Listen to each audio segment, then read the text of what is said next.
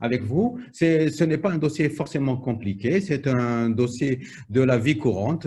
C'est ce qu'on rencontre tous les jours quand on fait de la pratique de grossesse en consultation. Il pose le problème de la prise en charge de la femme enceinte, et cela par deux aspects. Tout d'abord, est-ce que le médecin en fait trop au point d'être anxiogène pour la patiente? Parce que souvent, on a l'impression d'être, enfin, on inquiète la patiente et peut-être est-ce qu'on l'inquiète un peu trop? Et là, on peut faire plus de mal que de bien. Et c'est une des questions que je me pose. Par ailleurs, ce dossier montre l'intérêt de la surveillance attentive, minutieuse de la grossesse et pendant toute sa durée. Parce que même s'il n'y a pas de facteur de risque au départ, même si le début de la grossesse est normal, la surveillance de cette grossesse ne doit pas être négligée.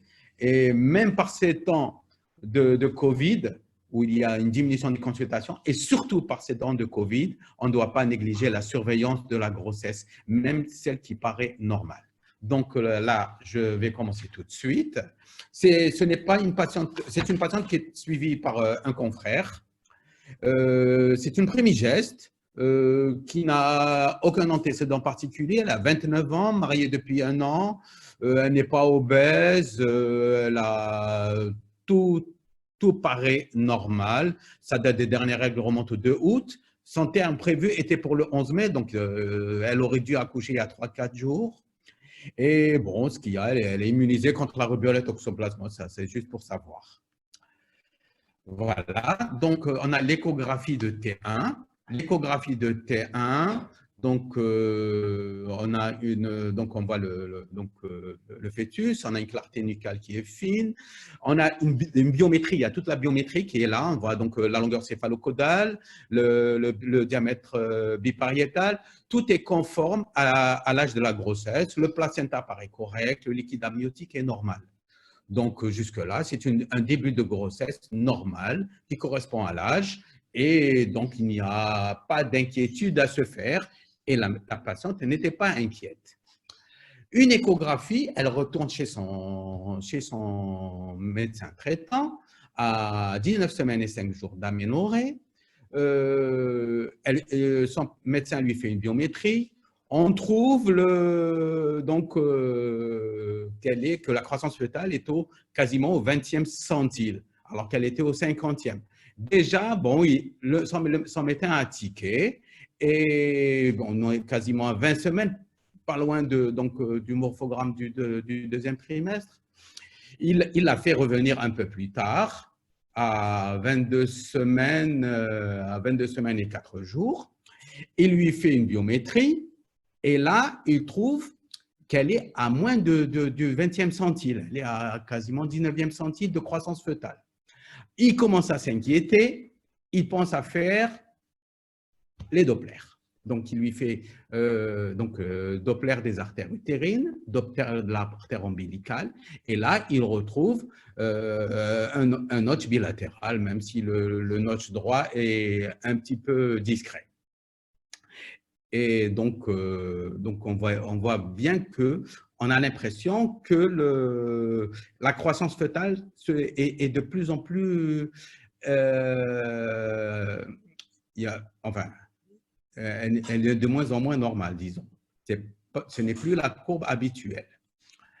Donc, la patiente, elle est adressée à l'hôpital et donc dans un milieu référent pour avis et éventuelle prise en charge. À l'hôpital, je n'ai pas les photos de l'hôpital, mais à l'hôpital, on l'a rassuré, on lui a dit, certes, il y a un notch à gauche, à droite, il n'y a rien du tout, il n'y a pas lieu de s'inquiéter, il faut juste suivre la grossesse tout à fait normalement. Il se trouve que la patiente n'a pas été rassurée et elle a considéré qu'il s'agissait de deux avis contradictoires. Et donc, elle était inquiète et elle s'est présentée ainsi chez moi pour un avis. Donc, c'était le 9 février. Nous étions donc à 27 semaines et 2 jours. Donc, elle est venue me poser les questions. Elle m'a dit, est-ce que c'est un petit bébé? Et c'est quoi ces histoires de notch? Bon, elle s'est présentée en bon état général. Il n'y avait pas d'œdème. Le poids était à 53 kilos. La tension artérielle, bon, était correcte. Et donc, je l'ai examinée. Je lui ai fait une biométrie, donc qu'on peut voir ici, donc avec les éléments dont a parlé le docteur Georges Haddad. Et je lui ai fait des Dopplers. Et je retrouve une croissance fœtale au 3e centile, avec un âge gestationnel, donc un retard de 15 jours par rapport à l'âge normal. Je retrouve au Doppler un petit notch à droite, un notch net à gauche. Le ductus venosus n'a pas été enregistré, il n'y avait pas d'anomalie. Donc, il s'agit a priori, d'un enfant, d'un fœtus petit pour l'âge gestationnel. Alors, que faut-il en penser? Et là, c'est la question que je vous pose et que Rachid peut faire le… Rachid? Allô? Rachid? Vous m'entendez? Oui, je viens de lancer. Ah oui, voilà. Donc, première question. Donc, s'agit-il d'un petit poids constitutionnel? Il s'agit de voter là. Hein? Est-ce que c'est un retard de croissance in utero de cause placentaire? Est-ce que c'est un retard de croissance in utero de cause vasculaire maternelle? Est-ce qu'il peut s'agir de malformation chromosomique? Donc, on peut avoir une ou plusieurs réponses justes. Donc, vous cochez ce que vous considérez comme juste. Apparemment, on peut cocher qu'une seule réponse, Abdenour. Qu'une seule réponse. Ah, ouais. D'accord. Bon, alors la plus juste. Rachid, on ne peut cocher qu'une seule réponse. Oui, en fait, je ne savais pas qu'il fallait faire un multiple choix. C'était une erreur de notre part. Donc, on a mis une réponse obligatoire, une seule. Pas de souci. Donc, pour le premier, vous avez voté? C'est en cours, c'est en cours. Ce n'est pas encore nombreux, mais c'est en cours. Il n'y a pas beaucoup de votants pour l'instant. D'accord. On est à 8% de votants. Donc, il faut laisser… Il faut presser sur soumettre une fois qu'on a répondu, Rachid? Les trois questions, oui. Ah, les trois. Ah oui, donc, les trois. Oui, donc on va poser la deuxième. Vas-y. La deuxième. Alors, qu'est-ce qu'il faut faire? Est-ce qu'il faut faire des sérologies infectieuses, un bilan rénal, une échographie du placenta, cariotype? Et la troisième question, moi, je ne l'ai pas. La troisième série, je ne l'ai pas. Elle ne sort pas chez moi. Si elle est en bas, il faut juste descendre un peu. Et vous allez la voir.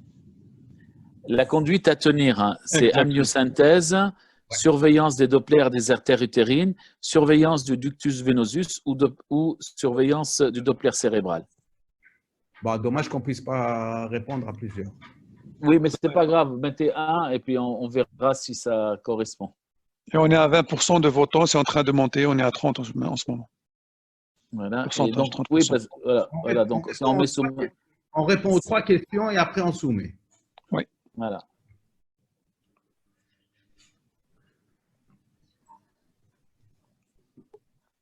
Mettez la réponse la plus vraisemblable, c'est pas grave, ça va, c'est bien.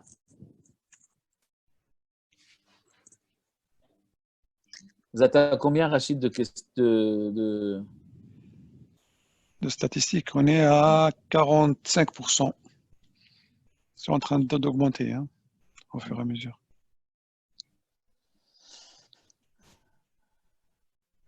Ouais, mais il faut se donner un temps, 45 secondes, on arrête. Hein. D'accord, vous me faites signe et après je partage le résultat, c'est ça? Oui, ben, vous êtes à combien là, Rachid? Là, on est à 50%, 47. Alors, dès qu'on arrive à 55, on peut arrêter. Donc, dépêchez-vous de répondre ceux qui n'ont pas répondu.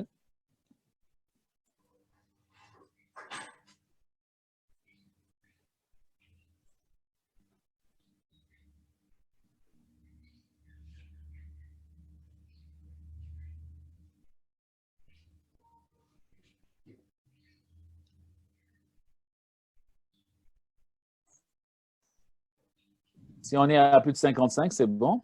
On est à 52, c'est quand vous voulez, 53. Allez-y, montez le score. Hein. Donc, on va arrêter là parce qu'il y a des gens qui sont bloqués, qui n'arrivent pas à voter, hein. Bon, D'accord. alors, Ok. Les résultats. allez-y, Rachid, donnez-nous les résultats. Voilà, c'est partagé. Alors, vas-y, commente-le. Abdeno, tu l'as Oui. devant toi? Alors, pour la première question, il s'agit d'un petit poids là gestationnel. 15% considèrent qu'il s'agit d'un petit poids constitutionnel. Pour 21%, c'est un retard de croissance de cause placentaire. Pour 56%, c'est un retard de croissance d'origine vasculaire maternelle. Et 8%, malformation chromosomique. Voilà. Tu veux commenter ou je commente? Allez, je commente.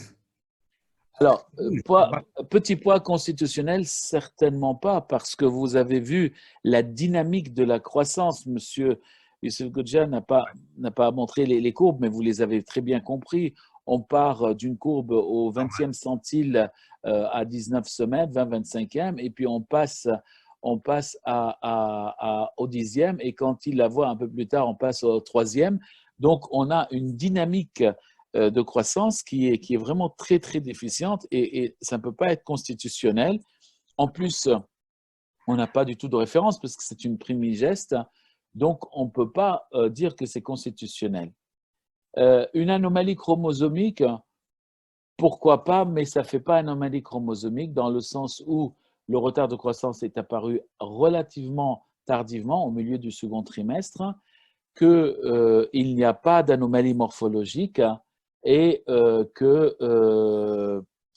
pardon, j'ai démarré ma vidéo, pardon, et que on n'a pas cette orientation. Les résultats, l'examen, vous avez vu, la nuque était normale, la morpho était normale, donc on peut toujours avoir une anomalie chromosomique, mais c'est quand même pas celle-ci qui va donner des artères utérines qui sont perturbées à gauche, etc.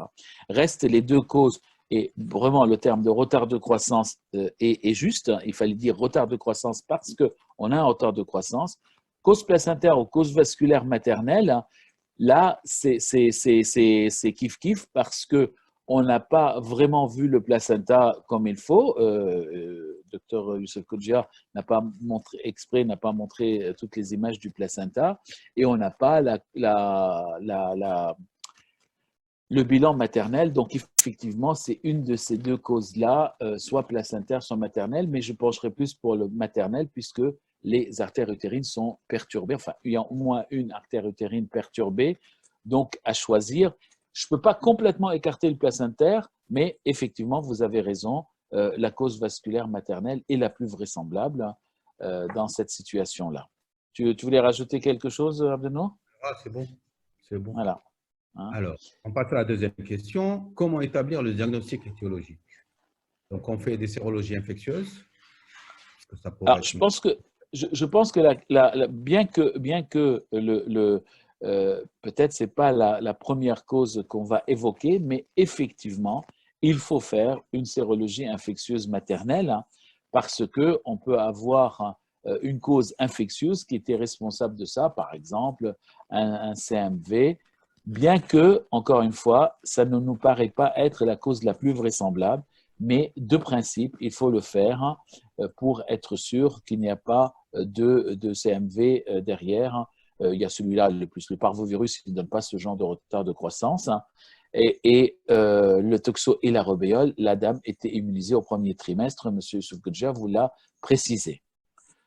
Le bilan rénal, oui, parce qu'il faut voir effectivement la répercussion de cette pathologie chez la mère, avec recherche d'insuffisance rénale, d'augmentation de la créatinine, d'augmentation de l'acide urique, aussi numération formule sanguine pour voir surtout, avec la numération plaquettaire surtout. Oui, il faut faire le bilan rénal et effectivement, il faut regarder bien le placenta pour voir s'il y a une pathologie placentaire, s'il y a un infarcissement placentaire. Ça, c'est effectivement quelque chose de très important à faire. Donc, les trois premières réponses sont bonnes. Le cariotype, donc bien sûr, il s'agit de cariotype fœtal. Je pense qu'ici, a priori, si on a fait tout ça, on peut écarter une cause chromosomique fœtale.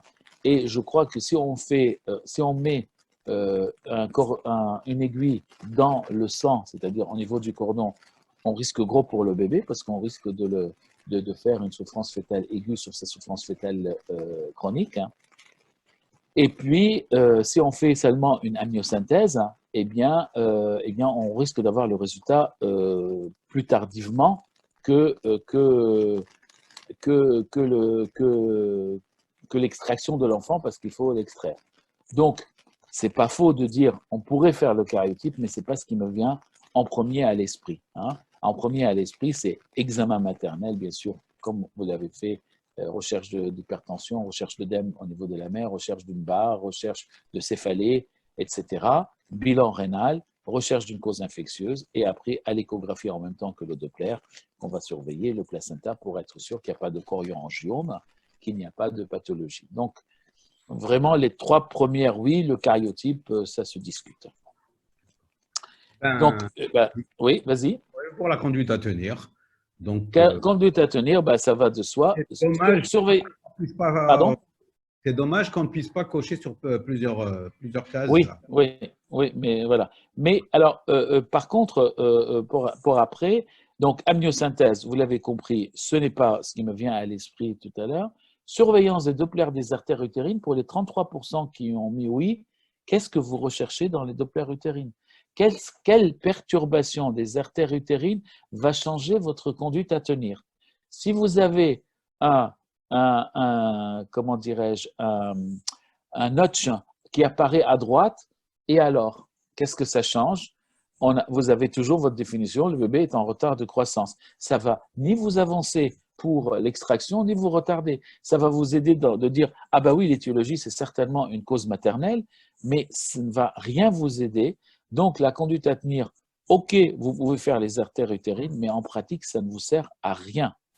En revanche, le ductus et surtout le Doppler cérébral, et là, je suis content que vous étiez 44% de répondre, oui, parce que bien sûr, vous êtes en train de faire le Doppler ombilical, et s'il est perturbé, puisque c'est le cas qu'il a montré M. Youssef Kodja, eh bien, il faut suivre le cérébral et bien sûr, dans un deuxième temps, le ductus si le cerveau se perturbe. Donc, les 2 dernières, et surtout la dernière, la réponse Doppler cérébral me paraît être la plus adéquate. Mais Doppler des artères utérines, encore une fois, ça ne va rien vous apporter de plus dans la surveillance de ce bébé. L'amniosynthèse, je vous dis, si vous faites un karyotype, d'accord, vous allez me dire, il y a des gens qui font des fiches. Oui, vous allez écarter la tri 13, la tri 18, la monosomie X si c'est une fille. Bon, et alors, ceux-là, vous les avez écartés déjà par de très belles échographies faites avant. Si vous dites, ah oui, mais je veux chercher une anomalie de structure, ça serait une ACPA, une analyse chromosomique par puce à ADN. Or, le résultat, vous l'aurez dans 3 semaines, 1 mois, si vous l'avez. Et si vous avez la possibilité de le faire, parce que tous les laboratoires ne le font pas. Donc, si vous allez mettre une aiguille pour une amniosynthèse avec un résultat qui va arriver après la naissance du bébé, c'est un risque inutile. Donc, 1 et 2, non. Surveillance ductus et surtout surveillance du Doppler de l'artère cérébrale moyenne, oui. Est-ce que je peux intervenir? Bien sûr. Bien sûr. Alors pour je vais dans votre sens pour la surveillance des artères utérines, parce que je vais par la négation en fait. Si elles sont normales, si elles se sont normalisées, c'est-à-dire s'il n'y a plus de résistance et s'il n'y a plus de notch, on sait que physiologiquement ça peut se faire à partir de 29 semaines dans une grossesse normale, enfin si tout va bien. Effectivement, on peut avoir une courbe qui s'est complètement normalisée, mais ça ne va rien apporter, je suis d'accord, parce qu'en fait, ça ne voudra pas dire, surtout avec un retard quand même aussi sévère, ça ne va pas nous écarter le retard de croissance intra-placentaire, d'origine placentaire. Donc, tout à fait.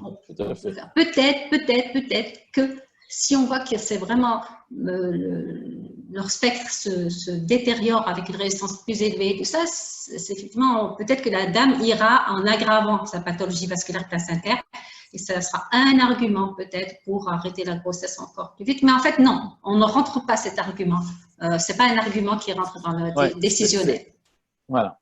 Alors, je profite de ton intervention pour répondre à une des questions. On répondra à toutes les questions que vous avez posées. Hein. Il y en a 9, mais ne vous inquiétez pas, je les ai lues. il y en a une qui dit par rapport aux mères, l'état maternel ne figure pas dans le diagramme.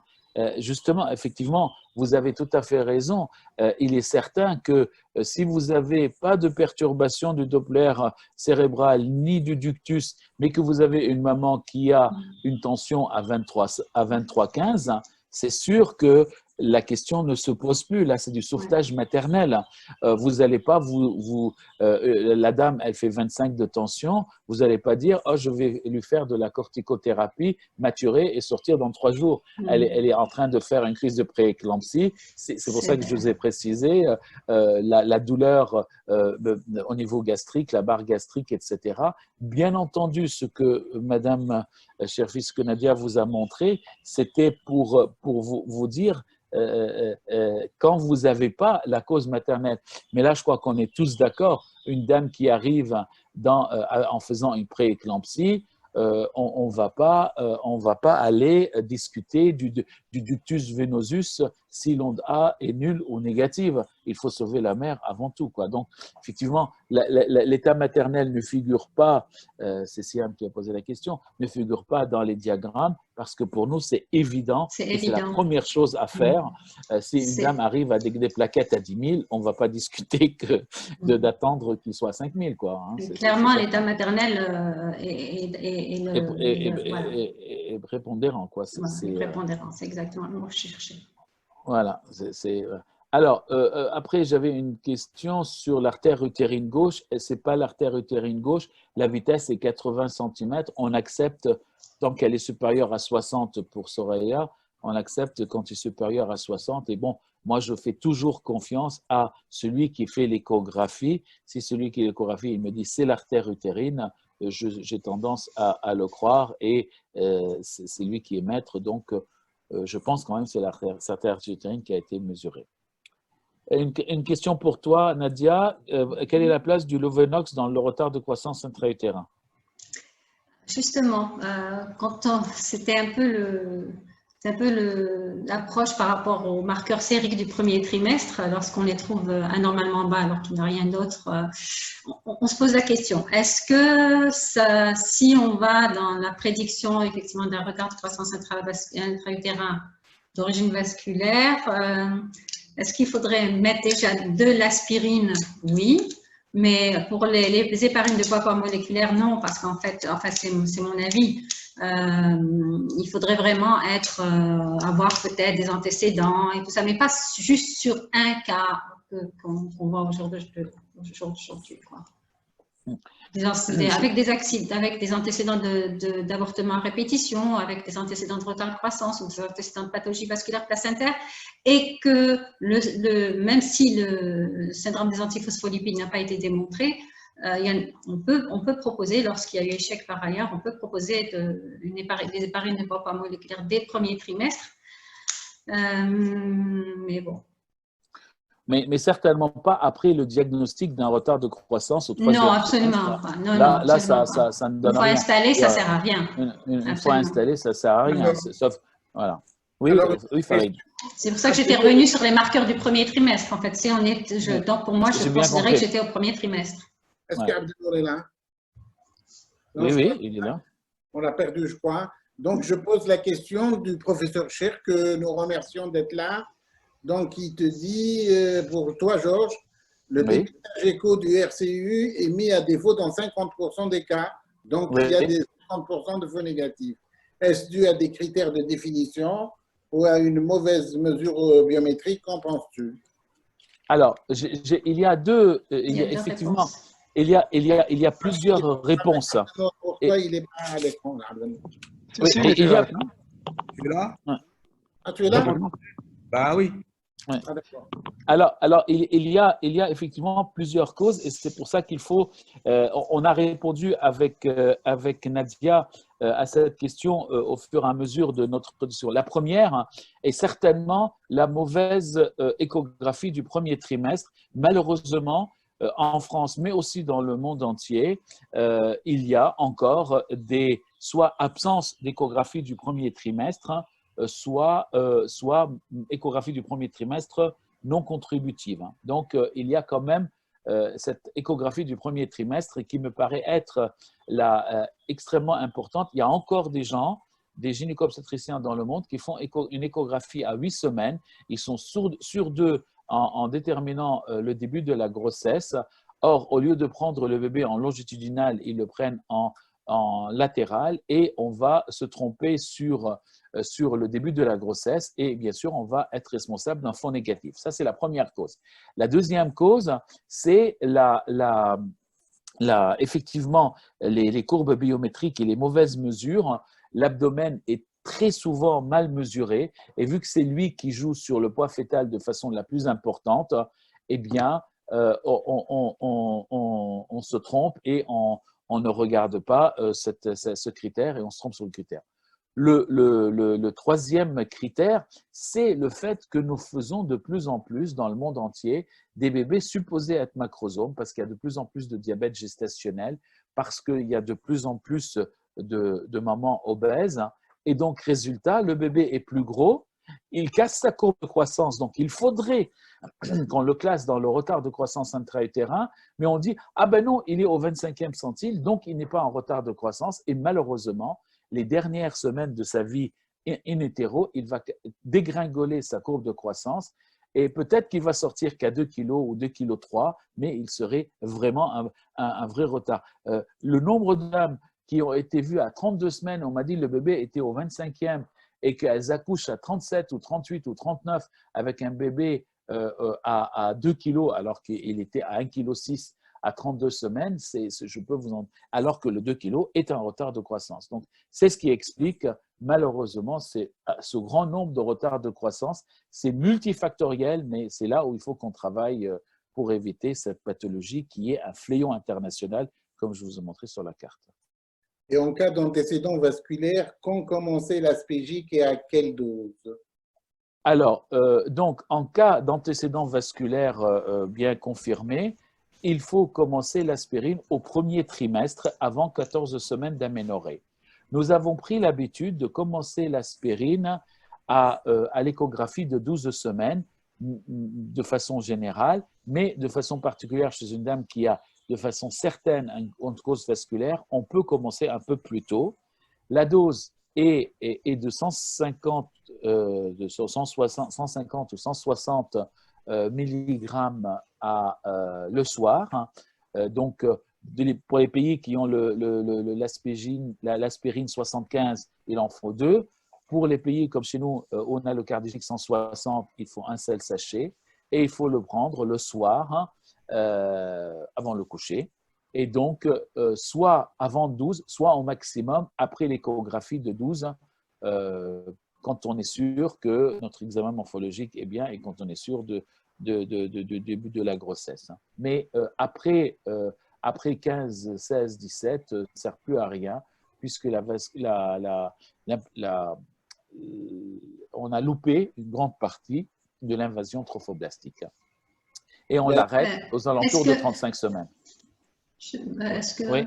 Par rapport justement à ces cassures de courbe au troisième trimestre, c'est-à-dire nous on a l'habitude de faire beaucoup plus d'échos que les 3 échos recommandés. Donc, on peut rattraper effectivement des défauts de croissance lorsqu'on fait une écho à 35 semaines au lieu d'attendre, c'est-à-dire au-delà de celle de 32 semaines. Donc, on peut voir qu'effectivement, il y a une courbe. C'est pour ça que ça peut être intéressant, cette surveillance au troisième trimestre, en ajoutant une écho. Et peut-être que ça nous emmènera à faire les Doppler et à ce moment, complètement changer la conduite par rapport à, au lieu d'attendre et de... Oui, mais Nadia… C'est ce qui peut expliquer les retards de croissance intra-utérine tardifs. Ouais. Mais Nadia, tu vois, malheureusement, enfin là, on parle France, Algérie, Maroc, Tunisie et pays africains. Vous savez qu'on est les seuls déjà à faire une échographie à 32 semaines. Une des réponses, là, j'ai parlé locaux et locaux régionales par rapport à la question. mais vous savez que les anglo-saxons, et plus particulièrement les Anglais et les Américains, ils discutaient l'utilité de l'échographie à 32 semaines, entre 30 et 32. Ils disaient que ça servait à rien si la hauteur utérine était normale. Alors que bien sûr, nous, on est quand même privilégié pour ça. Oui, en fait, on doit rester déjà sur la surveillance clinique de la hauteur utérine chaque mois avec la prise de tension, avec la bandelette urinaire. C'est-à-dire, on reste déjà sur cette. Il faut vraiment qu'on n'oublie pas cette surveillance clinique. Effectivement, ça peut faire rattraper les choses. On va repasser la parole à Dr Youssef Rougia pour nous donner le suite de son observation. Abdenour? Il y a un petit souci de son. Allô? Vous Oui, oui, on t'entend. Oui, très bien, très bien. Bon, on va en terminer rapidement avec ce cas. Donc, je l'ai revu moi 15 jours après. En fait, c'est la deuxième fois que je l'ai vu, c'était 15 jours. Sur plan Doppler, c'était pareil, c'était pas trop dégradé. Il y avait un peu moins de liquide amniotique. Et surtout, la patiente a commencé à faire 14,9 de tension. Et donc, je l'ai fait hospitaliser dès le lendemain. Il y a eu une aggravation rapide de son hypertension. On a traité, bien sûr, cette hypertension. Une amniosynthèse a quand même été faite. Le cariotype était normal. Elle a été suivie par Doppler. Elle est restée hospitalisée, évidemment. Et puis, donc, son état se dégradant, sans ces Dopplers se dégradant, Doppler venosus en particulier. Donc, césarienne a été faite à 34 semaines et 4 jours. Donc, un enfant de 1,5 kg a été extrait. Il est resté 24 heures en couveuse, hospitalisé pendant 18 jours. Cela fait déjà, il est né le 31 mars. Là, ça lui fait quasiment 1 mois et demi. Il est en super forme. Par contre, les suites de couches immédiates de la maman ont été un peu plus compliquées. Elle a fait une hypertension, elle a fait une éclampsie avec des cristaux nicocloniques et une anurie. Mais bon, et puis après, elle s'en est sortie. Et tout va bien pour la maman et l'enfant maintenant. Voilà pour l'histoire. Eh bien, je vous remercie pour ce cas clinique. Merci. Alors,